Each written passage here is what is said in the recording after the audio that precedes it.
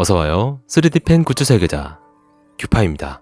이번에 만들 굿즈는 광활한 우주를 홀로 여행하는 공허의 사도 붕괴 스타레일의 아케론입니다. 평상시 모습에서 절반 정도 변신한 아케론을 만들면 아케론의 캐릭터성이 더 잘 표현될 것 같네요. 자, 이제 이 스케치에서 뼈대를 추출해 줄게요.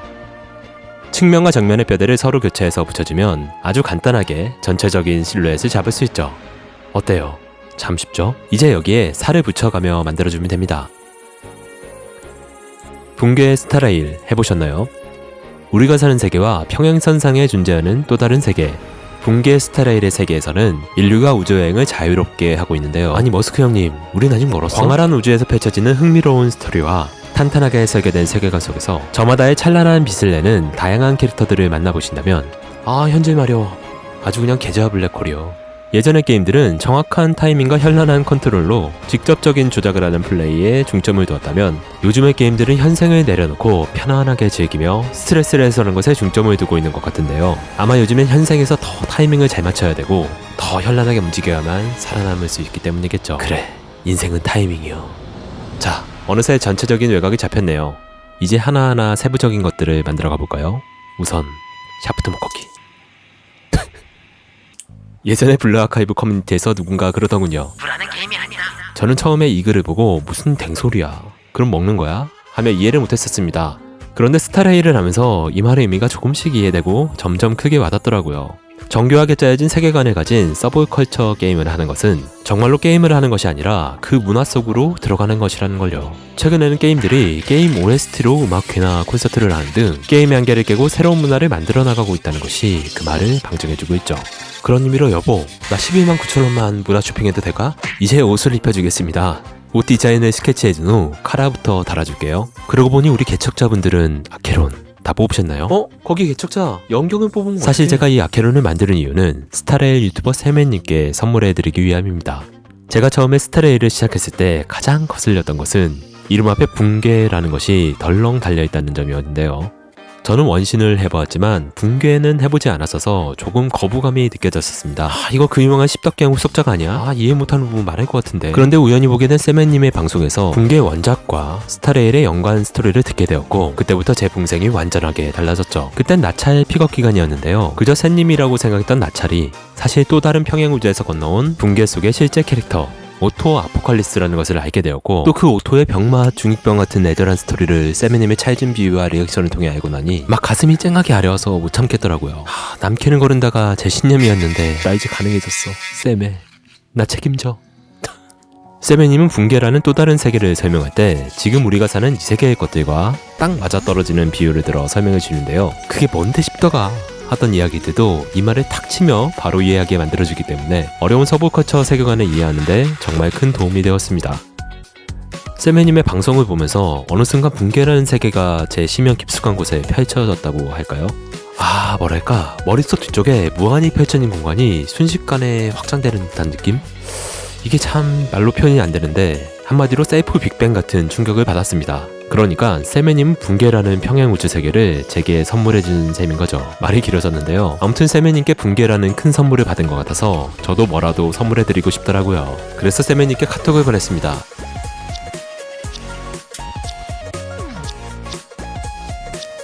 이렇게 해서 세메님의 최애개인 아케론을 만들고 있는 것이죠. 아케론의 본명은 라이덴 보센모리 메이, 황천의 파수꾼 라이덴 메이라고 하는데요. 붕괴의 세계에서 평행 우주를 건너 스타레일의 세계로 온 붕괴 서드의 라이덴 메이라고 합니다. 잠깐, 아까 나찰도 붕괴에서 건너왔다고 하지 않았어? 그러고 보니 웨이트라는 캐릭터도 붕괴에서 건너왔다고. 웨이트는 현실에서 건너간 거지. 히메코도 붕괴에서 존재하는 스타레일에 존재하는 히메코는 똑같은 인물은 아니고 평행 붕괴 서드에서 웨이트와 히메코가 사제지간이었고 거기서 히메코가 죽는데요.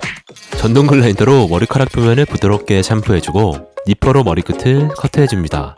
앞머리는 따로 떼어서 다듬어줄게요.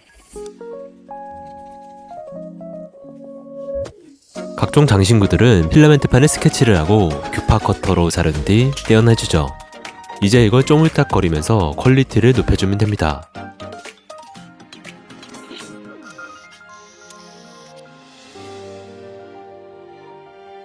어깨 장식은 이렇게 살짝 움직이게 달아줄게요.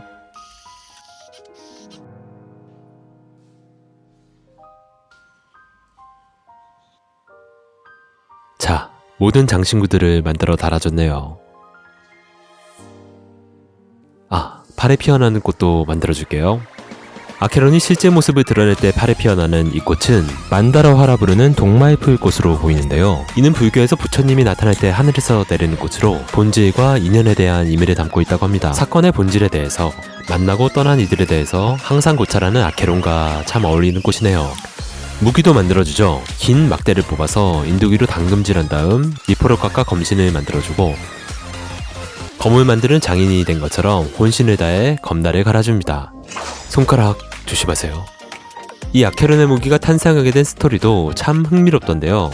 이 무기를 탄생시킨 이즈모국은 세상을 구하기 위해 7만 33자루의 검을 부러뜨려 12자루의 검을 만들었고, 또 그 검들을 부러뜨려 2개의 검, 하지마리와 오하리를 만들었다고 합니다.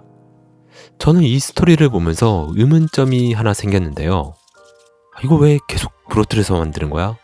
강화를 실패한 건가? 아니, 합성을 하는 건가?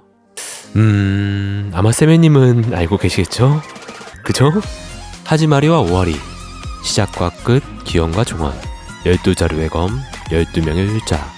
이게 붕괴의 세계관과 연관이 있다던데 아직 제겐 어렵네요. 아무튼 서로 다른 세계가 얽히고 설켜서 서로의 DNA를 공유하고 있는 호요버스의 세계관 설정들은 몇십 년이 지나도 다시 꺼내보게 만드는 만화 삼국지 같이 지속적으로 팬들을 유지하고 또 새로운 팬들을 끌어들이는 것 같습니다. 존경합니다, 대자지형님. 이제 검집에 리본도 달아주면 아케론의 거대한 장검도 완성이네요. 좋아! 자, 이제 모든 조형 작업을 마쳤습니다. 그럼 재색을 해주죠. 색을 칠하기 전에 서페이서를 발라서 표면을 한번 정리해주겠습니다. 그리고 세메님께 아케론을 보내야 되니까 서페이서가 마를 동안 상자도 만들어보죠.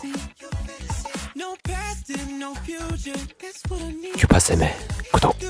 이제는 너무 커버린 나의 작은 세메님께서 이 선물을 좋아하셨으면 좋겠네요.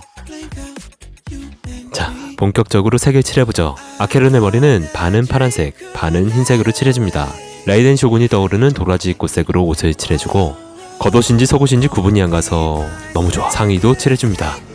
아케론의 패션은 현대적인 요소와 전통적인 요소를 조화롭게 반영하고 있는데요. 이러한 패션 스타일은 아주 오래전부터 수많은 여정을 거쳐온 듯한 아케론의 캐릭터 설정을 표현하는데 큰 역할을 하는 것 같습니다. 우리는 길을 지나며 마주치는 수많은 사람들의 서로 다른 패션을 보게 되죠. 그 사람이 선택한 옷과 액세서리들은 그 사람의 성격과 취향, 또 상황을 반영하고 있기 때문에 그곳으로 때론 그 사람이 어떤 사람인지 상상하곤 합니다. 어디를 가는 길인지, 어떤 삶을 살아왔는지, 어떤 쇼핑몰에서 샀는지, 사이즈는 몇인지, 신발 사이즈 말이에요. 그리고 가장 중요한 애인이 있는지 없는지 등 패션에는 수많은 정보가 담겨져 있는데요. 아케론은 애인이 있을까요?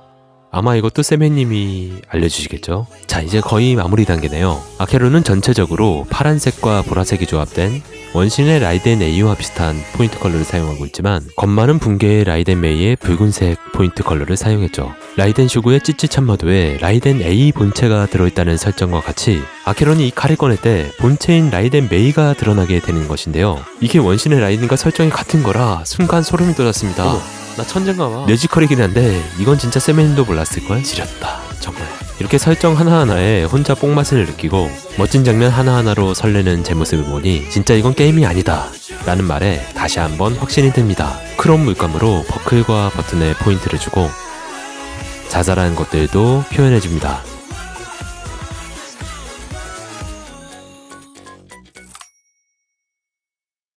만다라와도 칠해주죠. 이 만다라를 색칠하는 과정은 마치 우주의 공허함을 닮았습니다. 아무것도 존재하지 않을 것 같은 공허한 어둠 속에서도 붉게 물들며 피어나는 한 줄기 빛은 마치 희망의 불빛처럼 보이기도 합니다. 공허에서도 아케론이 붉은색인 이유는 과학적인 근거도 있다고 하는데요. 이는 적색편이라는 도플러 효과로 아주 멀리서 관측할 때 빛의 파장의 길이가 점점 길어지고 결국 파장의 길이가 가장 긴 붉은색만 관측되게 된다는 상대성 이론인데요. 이 이론의 자세한 원리는 세메님께서 알려주시고 완성이네요. 이제 긴 여행을 떠난 아케론에게 복숭아 간식도 소매 넣게 해줍니다. 세메, 큐파, 우주로 가자.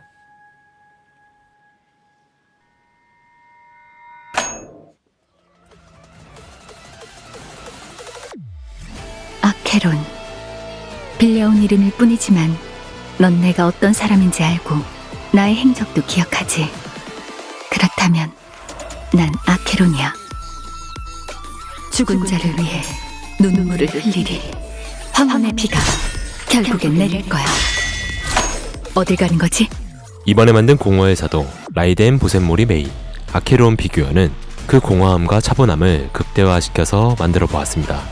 비록 손목만 움직일 수 있지만 이렇게 각도를 바꿔 검을 다른 방식으로 줄 수도 있죠. 차분하면서 강렬하고 차가우면서 뜨거운 묘한 카리스마가 느껴지네요. 복숭아 잘 챙겨 먹어. 가장 심혈을 기울인 것은 이 검입니다. 아주 위험한 물건이므로 조심히 다뤄야 합니다.